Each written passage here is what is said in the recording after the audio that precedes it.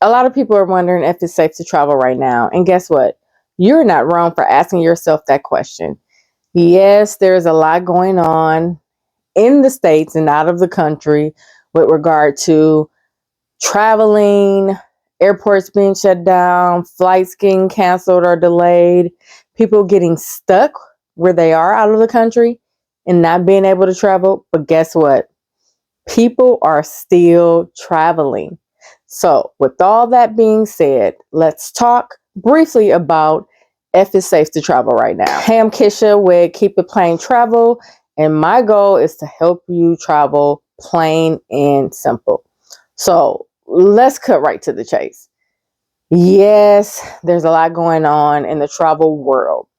But regardless of how many flights are canceled and delayed, the airport shutdowns and the such, people are still getting out, taking vacations, going on spring break trips, family vacations, or attending to business and the like, and traveling in and out of the country. Now, that doesn't mean that you should throw all your fears to the side. We want to make sure you take precautions to get to where you need to get to, but know what you're up against if you do decide to travel, right? So, of course, if you came to me right now and said, hey, I want to travel to the Middle East, I probably wouldn't recommend it. I probably would detour you and give you the reasons why. Because although people are still traveling, there are some places that aren't the best to travel at right now. Hey, before you finish that video, let's make sure you hit subscribe, like the video, and if you feel so compelled, share this video with another traveler or potential traveler so that I can continue to share my experiences and info on all-inclusive resorts, luxury resorts, and all the things you should know when planning with a travel agent. So hit that button and let's get back to the video. Plain and simple. At the same time, on the same token, you have to be careful with listening to all of the news and all of the social media telling you not to go to certain places because of the safety advisory and all the things, because some of those advisories have been the same forever, right? Some incidents have happened that are isolated in certain countries, and they're only at specific areas of a country. So for Mexico, for instance, some people are like, oh, I'm never going back to Mexico. But maybe you're hearing things that have happened that are isolated, which means they're only in a particular part of the country. And people don't really understand how big Mexico is. It's so big, and there's so many different places that you probably never heard of.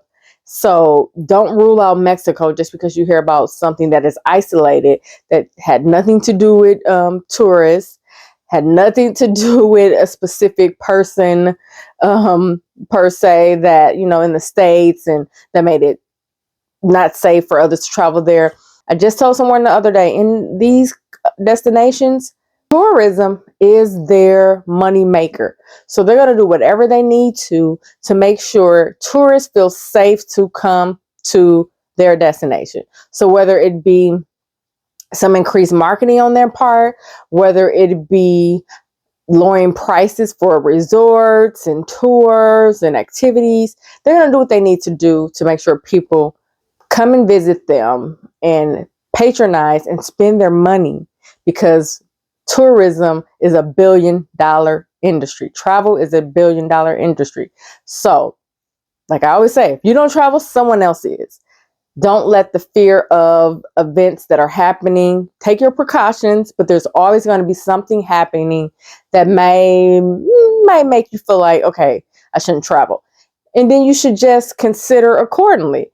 If you need to be somewhere and flights are steady getting delayed in the airport you fly from, then maybe you need to book an early morning flight to kind of decrease your chances of your flights getting delayed or canceled.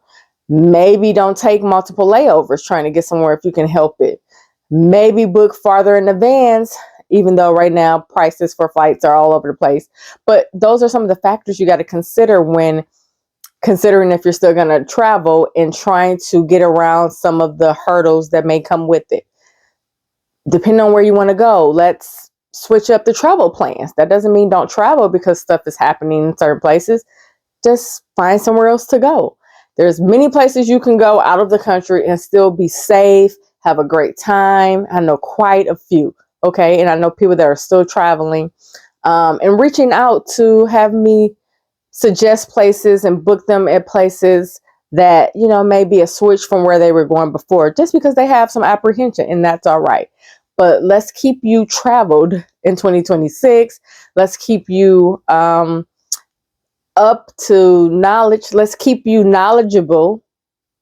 Let's keep you knowledgeable about the things that are going on so you feel safe and ready to travel with your friends and family. And if we have to switch it up, like I said, that's fine. If we have to cancel for a bit and readdress the travel trip later, that's fine too. But do not stop traveling because of what you see on the TV or what you see on the social media. Because if you don't travel, somebody else will. Plain and simple.